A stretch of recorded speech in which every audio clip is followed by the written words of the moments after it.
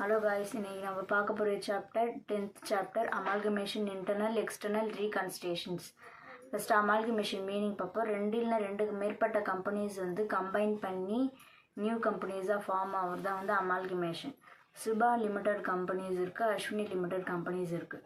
இவங்க ரெண்டு பேரும் கம்பைன் பண்ணி நியூ கம்பெனிஸாக ஃபார்ம் ஆகி சுனிதா லிமிடெட் கம்பெனிஸ்னு ஒன்று ஓப்பன் பண்ணுறாங்க. அதுதான் வந்து அமால்கமேஷன்ஸ்.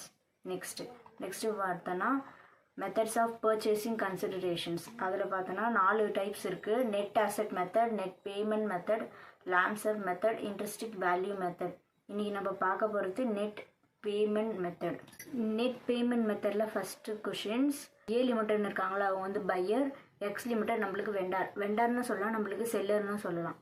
ஃபஸ்ட்டு பாயிண்ட் பார்த்தோன்னா 10,000 ஷேர்ஸு. அந்த 10,000 ஷேர்ஸ்ன்றாங்கள, அதோடைய ஒரு ஷேரோடைய விலை வந்து 10 ரூபான்னு சொல்லியிருக்காங்க. அது யார் தராங்கன்னா நம்மளுக்கு வந்து வெண்டார் தராங்க.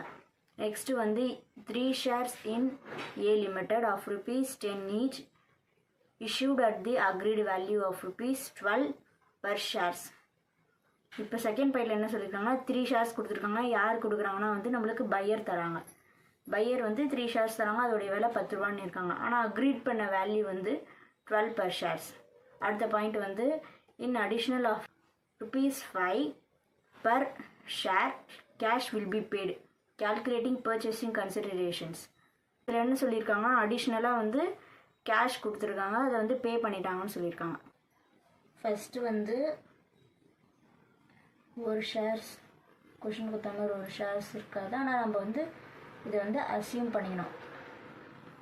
நெக்ஸ்ட்டு வந்து 10,000 கொடுத்துருப்பாங்க. யார் தராங்கன்னா நம்மளுக்கு வந்து எக்ஸ் வந்து 10,000 ஷேர்ஸ் தராருல்ல ஃபஸ்ட் பாயிண்டில், அதுக்கப்புறம் 10 × 1 வந்து இன்ட்டு பண்ணணும். இன்ட்டு பண்ணால் நம்மளுக்கு அப்படி தான் வரும், 10,000 தான் கிடைக்கும். 10,000 × 1 பண்ணால் 10,000 ஷேர்ஸ் தான் கிடைக்கும். நெக்ஸ்ட்டு அடுத்த பாயிண்டில் வந்து 3 ஷேர்ஸ்ன்னு சொல்லியிருப்பாங்கல்ல, அந்த 3 ஷேர்ஸு அது சேம் இங்கே இருக்க 10,000 இங்கே வரும். 10,000 ஷேர்ஸ். இது ரெண்டுத்தையும் இன்ட்டு பண்ணால் 10,000 × 3ன்னு பண்ணால் 30,000 ஷேர்ஸ். ஒர்க்கிங் நோட் நம்மளுக்கு முடிஞ்சிடுச்சு. நெக்ஸ்ட்டு சம்முக்கு போகலாம். Particular number of shares rupees. First நம்ம வந்து ஷேர்ஸ் பண்ண போகிறோம். ஷேர்ஸ் ஃபஸ்ட்டு எழுதிடலாம். ஷேர்ஸ் பார்த்தோன்னா ஃபஸ்ட்டு நம்ம இந்த 30,000 கண்டுபிடிச்சோம்ல, அந்த 30,000 போட்டுக்கோங்க. நெக்ஸ்ட்டு இன்ட்டு அக்ரீடு வேல்யூ சொன்னாங்கள்ல, அதை வந்து அந்த 12 எடுத்து எழுதினோம். நம்மளுக்கு கிடச்சா 3,60,000 நம்மளுக்கு கிடைக்கும் இன்ட்டு பண்ணோம். அதை எடுத்து எழுதணும். அடுத்தது கேஷ் எழுதணும். கேஷ் பண்ணனா கொஷினில் கொடுத்தாங்களே அதே 10,000, அந்த 10,000 அப்படியே எழுதிடும். இன்ட்டு கேஷ்க்கு நம்மளுக்கு ₹5 மட்டும் தான் சொல்லியிருக்காங்க, அந்த 5 அப்படியே போட்டுட்டு 50,000.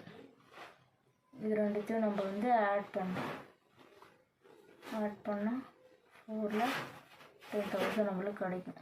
Therefore purchase consideration is ₹4,10,000.